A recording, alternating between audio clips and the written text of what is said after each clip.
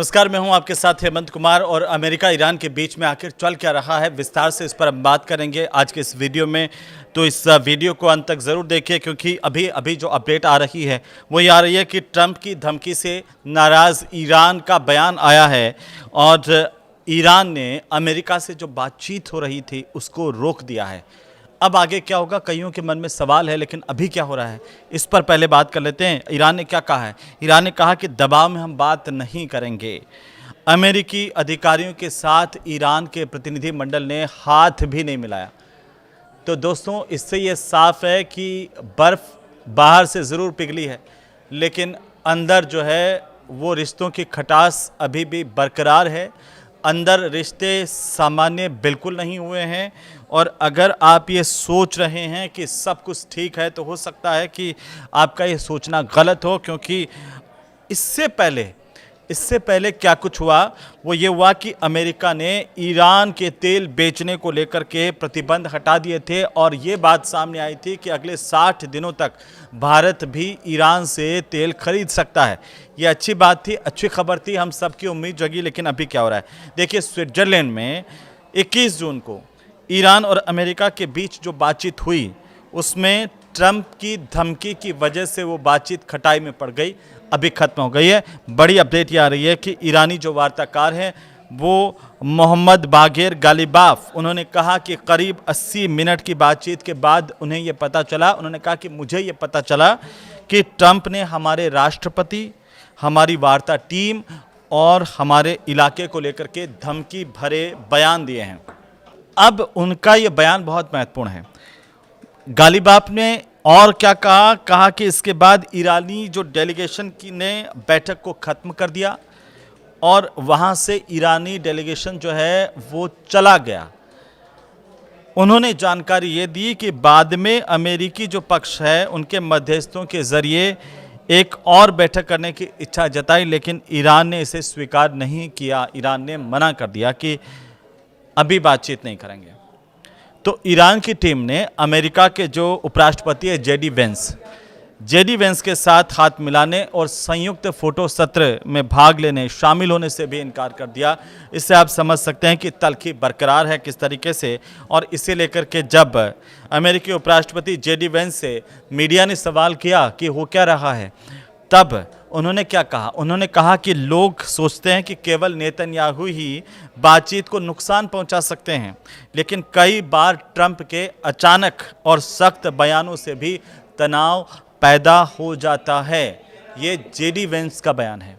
ये अपने आप में सारी कहानी कह देता है कि कैसे ट्रंप का जो बयान है वो अब दोनों देशों के बीच में जो रिश्ते सामान्य हो रहे थे, जो 60 दिनों की बातचीत शुरू हुई थी, उसको शुरू होने से पहले ही उसने ख़त्म करवा दिया। जैसा बयान आया उसके बाद जेडी वेंस ने इस बात को स्वीकार किया और ये जो बयान दिया जिसमें उन्होंने ये कहा कि लोग ये सोचते हैं कि केवल नेतन्याहू ही बातचीत को नुकसान पहुंचा सकते हैं, लेकिन कई बार ट्रंप के बयान, अचानक सख्त बयानों से भी तनाव पैदा हो जाता है। दरअसल जब अमेरिका और ईरान के प्रतिनिधि आपस में बातचीत कर रहे थे तभी ट्रंप ने ईरान को धमकी देते हुए सोशल मीडिया पर ये लिखा कि ईरान तुरंत लेबनान में हिजबुल्लाह को परेशानी पैदा करने से रोके। ये ट्रंप ने लिखा कि ईरान तुरंत लेबनान में हिजबुल्लाह को परेशानी पैदा करने से रोकें। अगर उन्होंने ऐसा नहीं किया तो हम ईरान पर फिर बहुत सख्त हमला करेंगे। ये जो बयान है ट्रंप का, इसने सब कुछ गुड़-गोबर कर दिया, उसने सब कुछ खराब कर दिया। अमेरिका के इस बयान के बाद ईरान ने बातचीत रोक दी है और ईरान की तरफ से जो बयान आए हैं वो ये कहा गया है कि वे किसी भी तरह का जो प्रिवेंटिव एक्शन है या कोई भी दुश्मन की चाल है उसका मुंह तोड़ जवाब देने के लिए पूरी तरह से तैयार है। वो दिखा रहा है कि एक बार फिर से ये आहट है, वो अभी संकट के बादल इस पूरी बातचीत पर तो मंडराने ही लग गए हैं, बल्कि दोनों देशों के रिश्ते सामान्य हो जाएंगे, इस उम्मीदों पर भी पानी फेरते हुए दिख रहे हैं।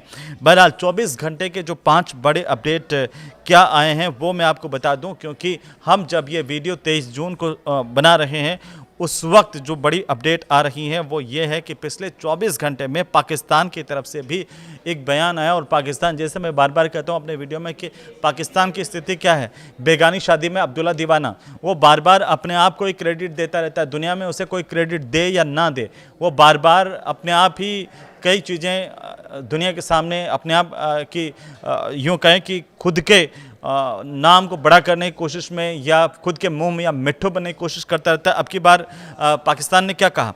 पाकिस्तान ने कहा कि अमेरिका और ईरान की वार्ता सफल। अब देखिए, पाकिस्तान के जो प्रधानमंत्री है शहबाज शरीफ, उन्होंने कहा कि स्विट्जरलैंड में जो बातचीत हुई है वो सकारात्मक रही है। दोनों पक्ष 60 दिन के भीतर अहम अंतिम समझौते की दिशा में आगे बढ़ने, हाई लेवल कमेटी को बनाने और तकनीकी स्तर की वार्ता जारी रखने पर सहमत हुए हैं। ये पाकिस्तान का बयान। और ठीक इसके बाद ये पूरा का पूरा घटनाक्रम हुआ है जब ईरान ने बातचीत करने से अभी फिलहाल मना कर दिया है।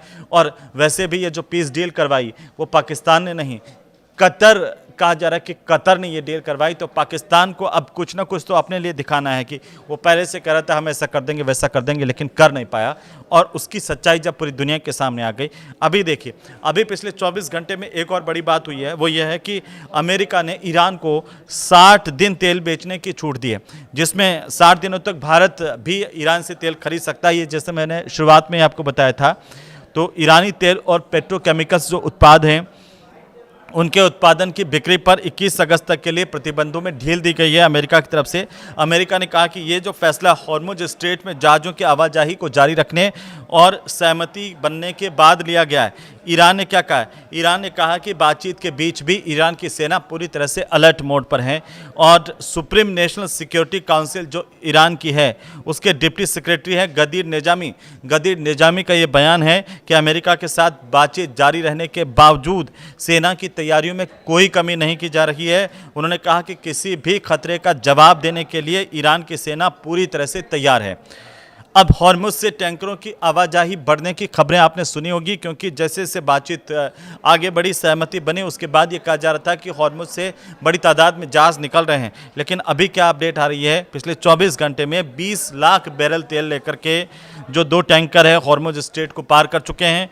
ये टैंकर किस देश के, इसकी पुष्टि नहीं हुई है, लेकिन फिलहाल जो जानकारी है कि जहाज़ों की संख्या अभी भी युद्ध के पहले के स्तर से काफ़ी कम है। मैं आपको बता दूं, पहले युद्ध से पहले जितने जहाज़ गुजरते थे उतने जहाज़ अभी हॉर्मुज से नहीं गुजर रहे हैं। लेकिन स्विट्जरलैंड की बातचीत के बाद गालिबाफ और अराकची ओमान के लिए रवाना हुए हैं और ईरान के जो संसद के अध्यक्ष हैं मोहम्मद बाघेर गालिबाफ और विदेश मंत्री अब्बास अराकची अमेरिका के साथ बातचीत के बाद ओमान पहुंचे और हॉर्मुज स्ट्रेट के प्रबंधन पर यहाँ पर वो चर्चा करेंगे, किस तरीके से हॉर्मुज को आगे चलाएंगे। लेकिन अभी जो अपडेट्स आ रही हैं इसे लेकर के ईरान ने क्या कह दिया? ईरान ने कह दिया कि ज़रूरत पड़ी तो फिर से हमला करेंगे, क्योंकि ईरान के जो वरिष्ठ सैन्य अधिकारी हैं अमीर खातमी पुरदस्तान, उन्होंने कहा कि ईरान किसी भी संभावित खतरे का इंतज़ार करने के बजाय प्रिवेंटिव एक्शंस हैं वो, यानी कि दुश्मन के हमला करने से पहले उस पर हमला करना,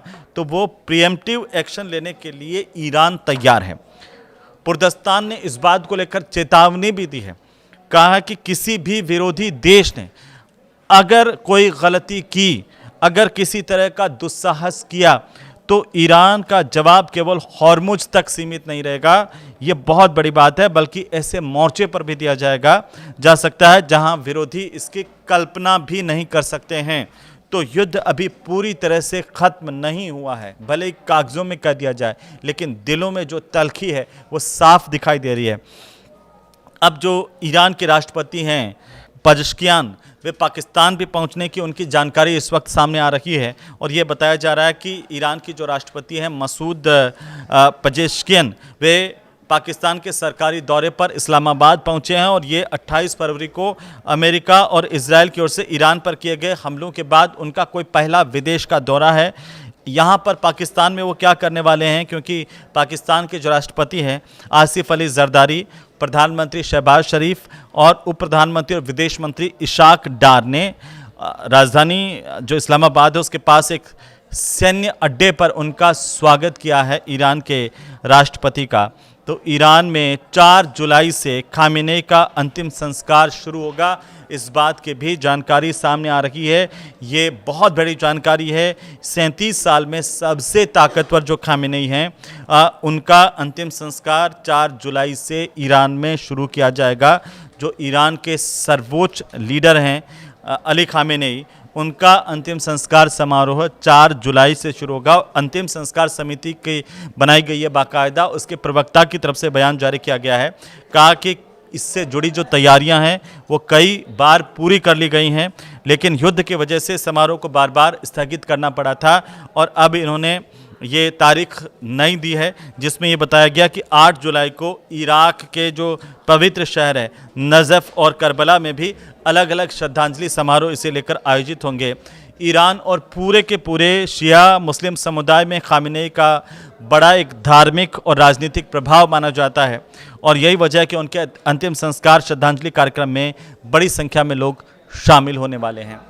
आपको ये वीडियो कैसा लगा? क्या आप मानते हैं कि ये अब की बार जिस तरीके से ट्रंप का बयान आया है सब कुछ खराब कर दिया है और अब कहीं ना कहीं वापस युद्ध की आहट मंडराने लगी है मिडिल ईस्ट में? इसे लेकर आप क्या सोच रहे हैं ज़रा कमेंट करके हमें बताइए। ये वीडियो आपको अच्छा लगे तो ज़रूर से शेयर कीजिए। नमस्कार।